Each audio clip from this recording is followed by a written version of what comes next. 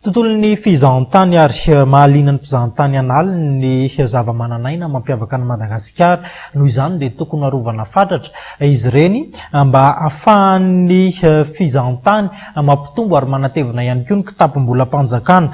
Noho izay fiarovana azy ireny izay indrindra no antom-pijoroan'ny Madagascar Biodiversity Found. Ao arahantsika ny tena andraikitra ity vovonana iray ity. Misy 10% ny zava-mananaina eto Madagasikara dia tsy misy afa-tsy eto amintsika. Misy fiantraikany tsara eo amin'ny sehatry ny fizahantany izany satria ny 10% ny fizahantany miditra eto Madagasikara dia ny zava-boary na ny ekotourisme no andehanany eto amintsika.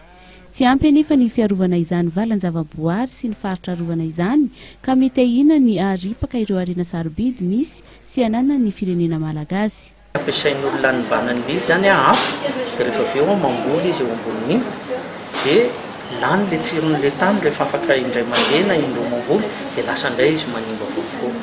Dia raha tsy izay le fomba fitantanana an'ilay fambolena sy famokarana izay mihitsy zany no vana amina fomba tsy manimba tontolo iainana dia mijanona foana zany le tsindreo. Dia izay no mahatonga anay zany ombeny rehefa misy sehatra ahafahana manazava sy mampiseho amin'ny olona fa ireo valan-java-boary sy faritra arovana ireo ane ka manana andraikitra ngeza be ary rehefa haitsika no mitahiry sy mitantana an'ireo dia hitondra tombontsoa an'ity fireneny ity ny fananantsika.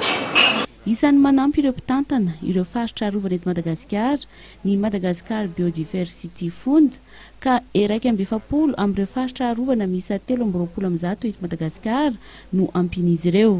Ny tanjonay zany tsy hoe amatsy volana izy 320 satria amin'ireo misy kelikely, misy lehibe, misy amin'ireo mety mahavelo tena ihany fa fanampiana kelikely dia afaka mandeha izy.